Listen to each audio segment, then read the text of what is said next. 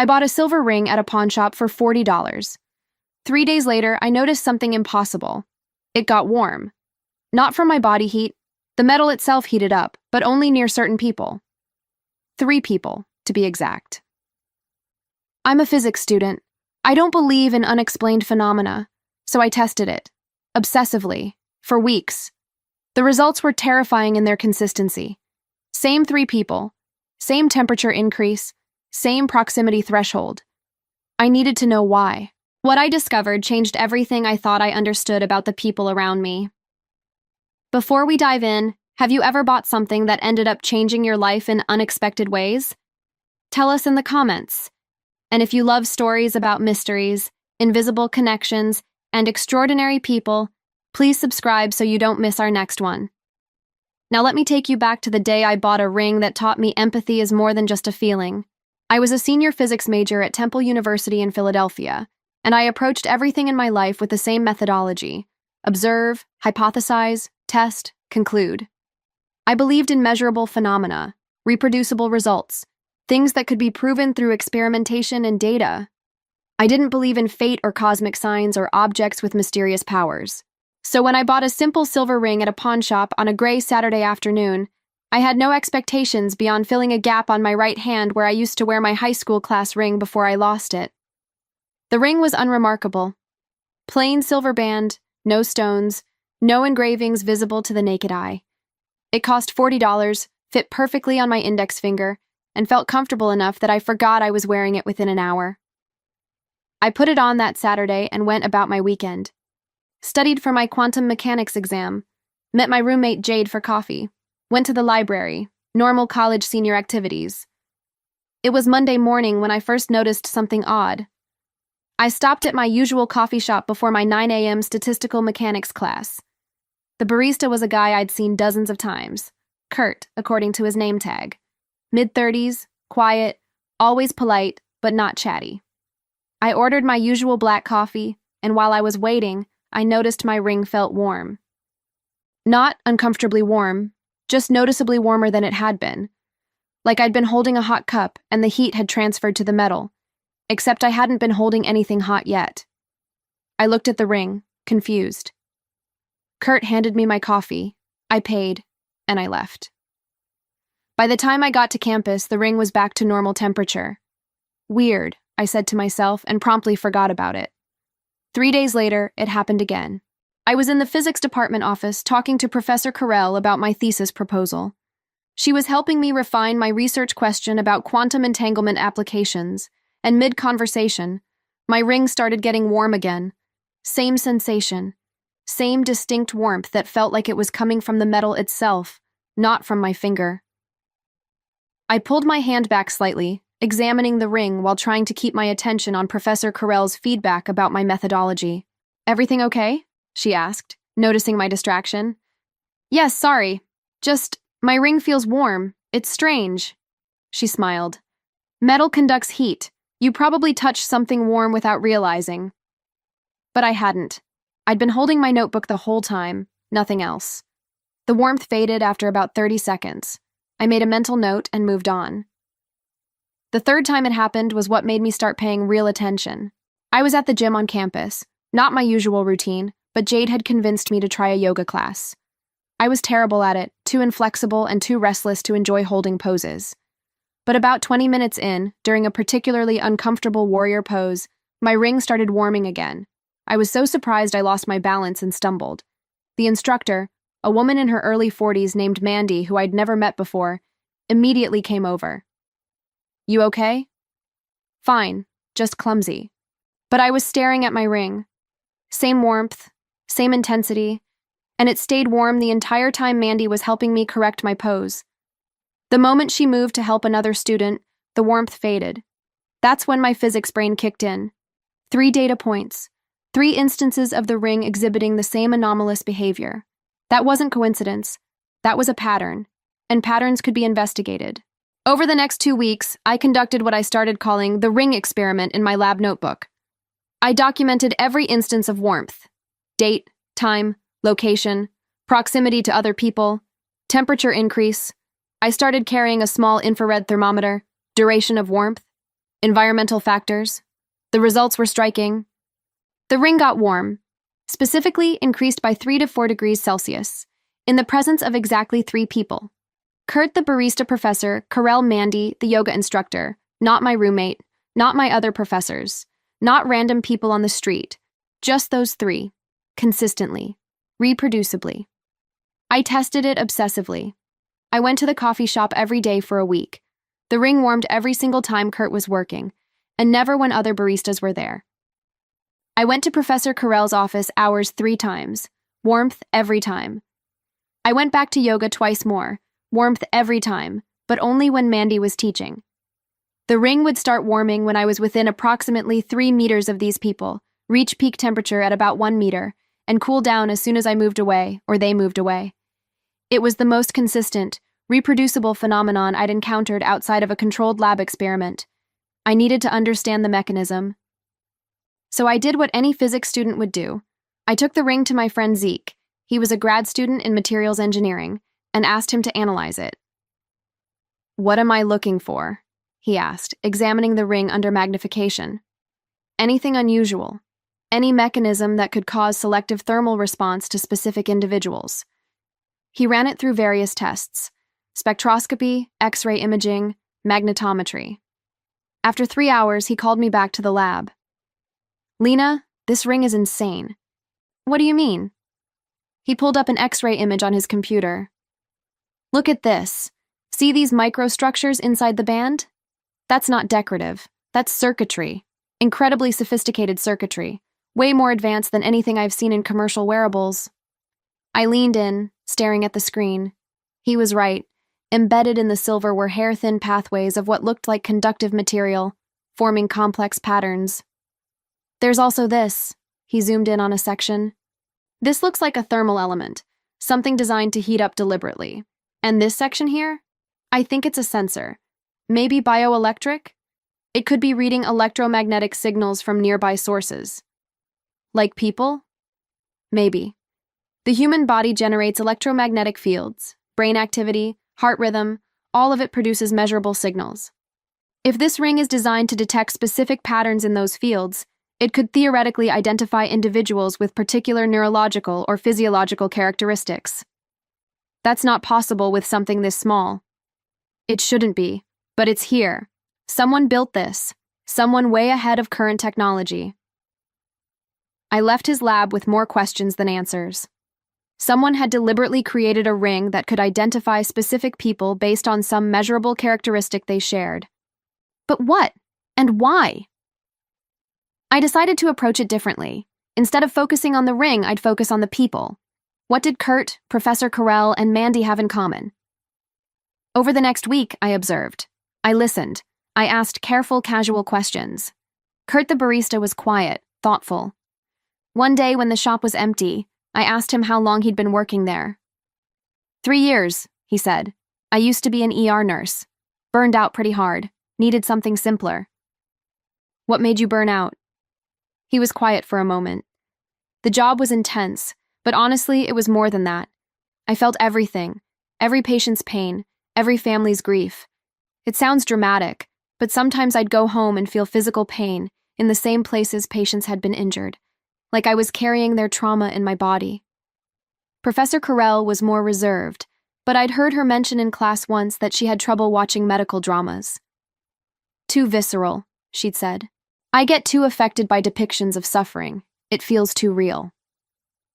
Mandy was the most open. After a class one day, I stayed to help her pack up mats, and we got to talking. Do you have any other jobs? I asked. I work part-time at a special needs school, kids with severe autism, mostly nonverbal. That must be challenging. It is, but I have this weird ability. I can tell what they need even when they can't communicate it. It's like I feel what they're feeling. One time, a boy kept having meltdowns, and no one could figure out why. I just knew. I felt this sharp pain in my jaw. Insisted they take him to a dentist. Turned out he had a severe abscess. He couldn't tell us it hurt, but somehow I felt it. I felt chills. You felt his pain, physically? Yeah, I know it sounds strange, but it's happened my whole life. I feel what people around me are feeling, not just emotionally, but physically. If someone near me is in pain, I feel echoes of it in my own body.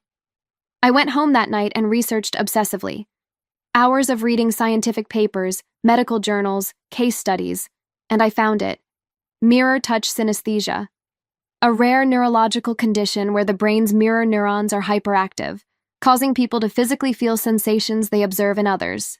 When someone with this condition sees another person in pain, their brain doesn't just register empathy, it actually simulates that pain in their own body. It was real, documented, scientifically recognized, and incredibly rare, estimated at about 1 in 100,000 people. I had found 3 of them, in one city, and a ring that could somehow detect them. But who made the ring? And why? The pawn shop where I'd bought it was small, family-owned. The owner, a man in his 60s named Carl, kept meticulous records. I need to know who sold this ring, I said, showing it to him. He checked his computer. Young guy, early 20s, name was Jonah Hartman, sold it about 2 months ago along with some other items, said his mother had passed. Do you have contact information? Just what he put on the form. Carl wrote down a phone number. I called that evening. A young man answered. Is this Jonah Hartman? Yeah, who's this? My name is Lena Sawyer. I bought a ring from the pawn shop on Market Street. The owner said you sold it. I wanted to return it to you. I think it might be more important than you realized. There was a long pause. The silver ring? My mom's ring? I think so. Can we meet? We met the next day at a coffee shop. Jonah was 22, my age, with tired eyes and the slightly lost look of someone still processing grief. I showed him the ring. He held it carefully like it was fragile. This was my mom's, Dr. Iris Hartman. She made it. She made it? Like, she built it herself? Yeah, she was a neuroscientist, specialized in synesthesia, mirror neurons. This ring was part of her research project. What kind of research? Jonah looked at me carefully. Can I ask, why does it matter to you? Why did you track me down?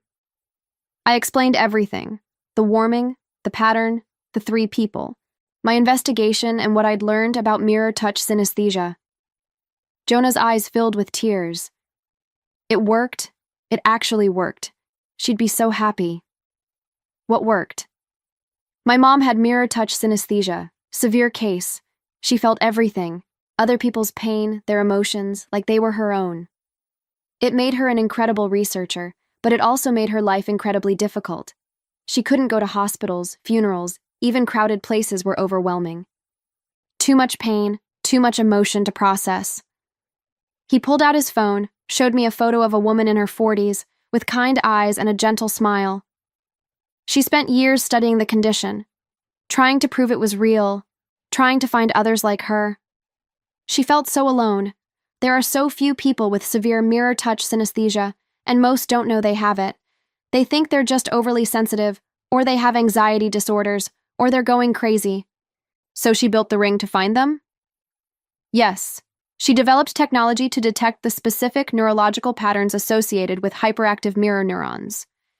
The ring uses bioelectric sensors to read electromagnetic signals from the brain. When it detects the pattern, it heats up. She wanted to create a network, a way for people with the condition to find each other, support each other, know they weren't alone. Why didn't she publish this? This is breakthrough technology. She was going to. She died before she could finish the project. Stroke 2 years ago. Sudden. She was only 48. He wiped his eyes. When she died, I kept some of her things, but some stuff I sold because I needed money. Jonah, I think I know someone who has this condition, someone who's been suffering because no one understood what was wrong with her. Who? My sister.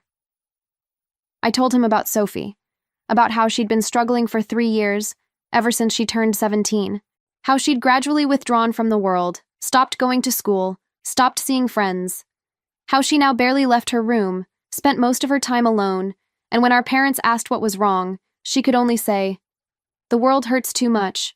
Being around people hurts." Doctors had diagnosed her with severe anxiety, depression, possible agoraphobia. Medications didn't help. Therapy didn't help.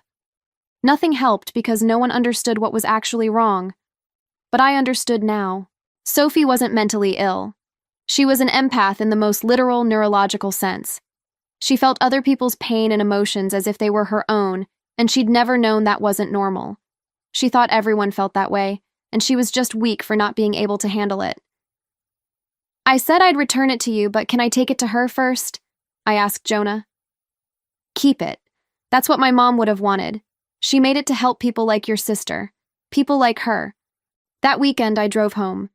My parents lived in the suburbs about an hour from Philadelphia. Sophie was in her room, as always. She'd turned 20 in isolation, celebrated with just our parents because being around more people was too overwhelming. I knocked on her door. Sophie, it's Lena. Can I come in? Okay. She was sitting on her bed, reading. She looked thin, pale, like someone who didn't get enough sunlight or fresh air.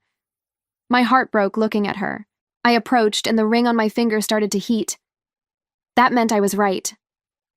I need to tell you something, I said, sitting down. And I need you to hear me out before you dismiss it, okay? She nodded. I told her everything.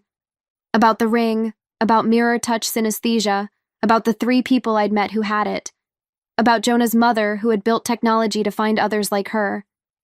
Sophie, when you say being around people hurts, you mean it literally, don't you? You physically feel what they're feeling. If someone near you is in pain, you feel pain. If someone's sad, you feel their sadness in your body, not just in your mind. She stared at me. Tears started streaming down her face. How did you know? I've tried to explain it to doctors, to mom and dad, to therapists, but they always say that I'm just sensitive. But it's not the same. It's physical. When I was at school and someone got hurt, I felt it in my body. When I see someone crying on TV, my chest tightens like I'm the one crying. It's not imagination. It's real. And no one believed me. I believe you, and it is real. It's a neurological condition. You're not just sensitive, Sophie. You're not broken. Your brain is wired differently. Your mirror neurons are hyperactive. It's rare, but it's documented. There are other people who have it. She grabbed my hands. There are others? I'm not the only one? You're not, and there are ways to manage it. Not cure it, but manage it. Learning to create mental boundaries, techniques to differentiate between your sensations and others, even just knowing what it is and that it's real, that helps. I showed her the research I'd compiled, case studies, scientific papers, resources for people with mirror touch synesthesia. For the first time in 3 years, I saw hope in my sister's eyes. Can I meet them? She asked. The people you found? The ones who have this? I'll ask them. Over the next month, I arranged for Sophie to meet Kurt, Professor Carell, and Mandy. Separately at first, because groups were still overwhelming for her. But she met them, talked to them, heard their stories. Kurt told her about his years as an ER nurse, feeling every patient's pain, thinking he was too weak for the job until he realized he was feeling literally, not just emotionally. Mandy told her about working with nonverbal children, how her ability to feel what they felt made her better at her job, even though it was exhausting. Professor Carell told her about learning to create mental compartments, ways to acknowledge the sensations without being overwhelmed by them. And Sophie, for the first time in years, didn't feel alone. She met people who understood, who believed her, who told her she wasn't crazy or weak or broken. She started therapy again, but this time with a psychologist who specialized in sensory processing differences, not treating her for anxiety or depression, but helping her develop coping mechanisms for her hyperactive mirror neurons. She started going outside again, short walks at first, in quiet areas with few people, then longer walks, then to small, quiet cafes during off hours. 6 months after I'd bought the ring, Sophie came to visit me in Philadelphia. She took the train by herself, something she hadn't been able to do in years. We met at a quiet coffee shop, not the one where Kurt worked, she wasn't ready for that yet, but a small place with only a few customers. How are you doing? I asked. Better, not perfect. I still get overwhelmed sometimes, but now I know what's happening. I know it's my mirror neurons, not me being weak. I know there are others like me. I know I'm not crazy. That makes all the difference. She pulled something out of her bag, a journal filled with her handwriting.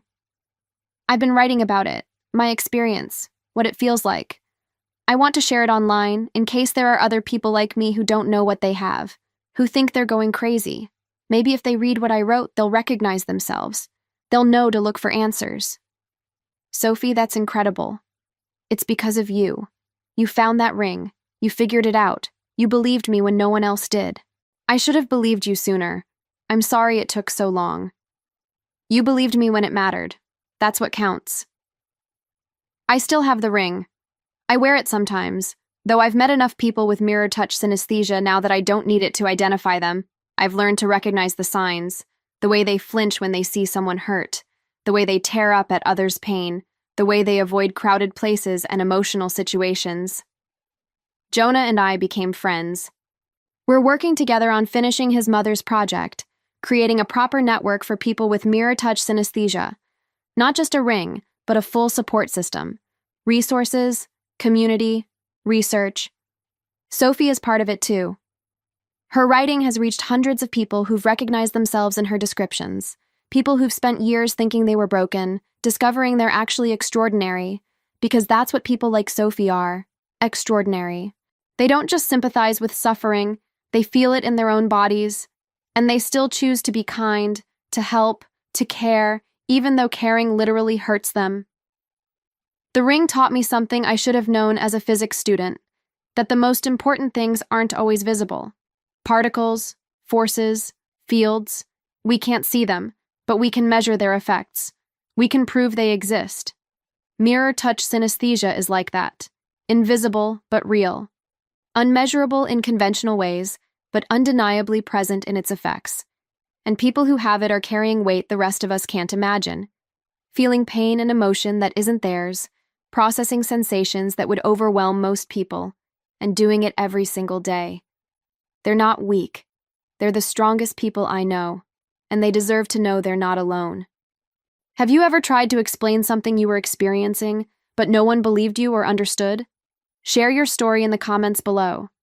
If this story about mysteries, invisible connections, and the extraordinary people who carry the weight of the world touched your heart, please hit that like button and subscribe for more meaningful stories every day. Don't forget to click the notification bell so you never miss our next thought-provoking tale. Thanks for watching, and we'll see you in the next one.